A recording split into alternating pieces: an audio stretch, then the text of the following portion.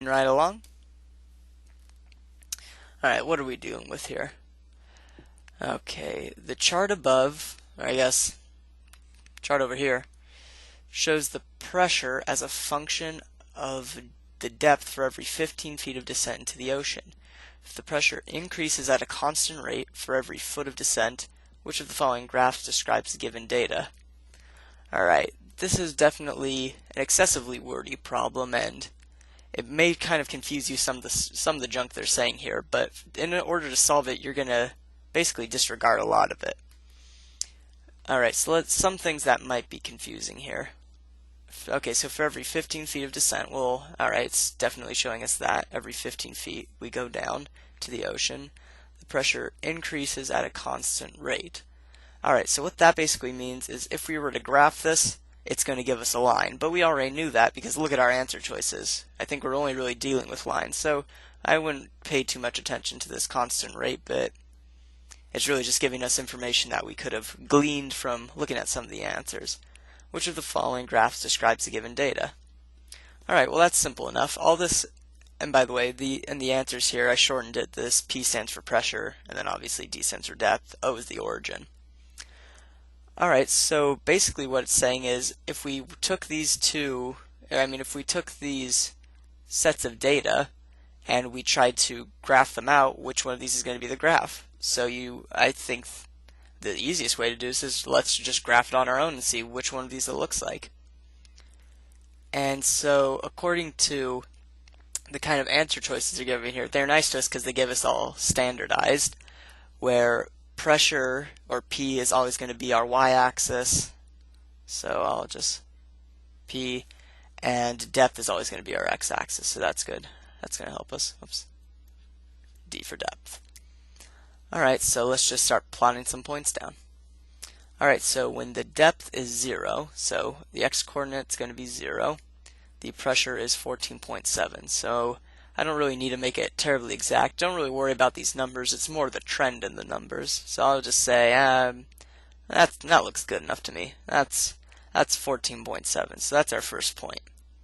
All right, next point is at 15. So I guess I'll make a little tally or tick mark, whatever they call it. So I go out 15 in depth, and I'm now at 21. So around here. So I don't really know. It doesn't matter a whole lot.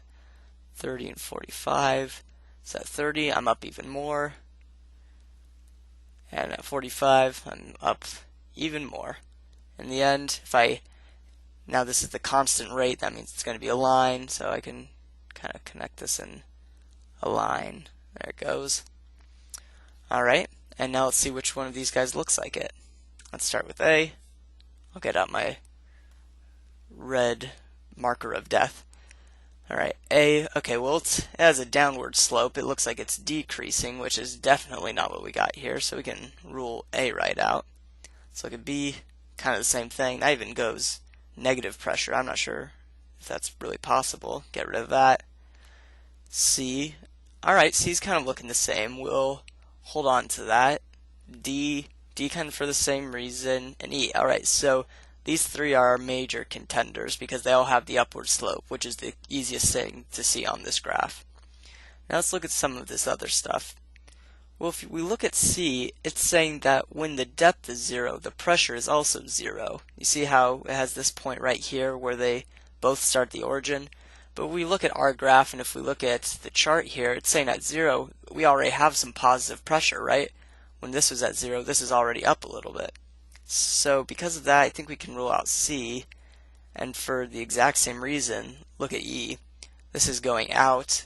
It's saying that when the pressure is 0, the depth is up. That's kind of the reverse of what we got here. So I think we can pretty safely rule E out as well. We want that point more up here, which is exactly what answer D is giving us. It's giving us all we want. It has an upward slope.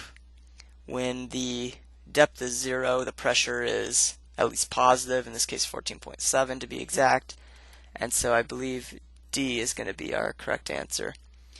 So now that you didn't really have to graph this out, you could have just kind of looked at the numbers and say, alright, depth is increasing every time, right? We're getting more and more, we're getting higher numbers, we're getting bigger numbers every time, pressure, the same thing is happening. We're getting bigger numbers every time. So based on just looking at that, noticing it, we could have obviously slashed out A and B.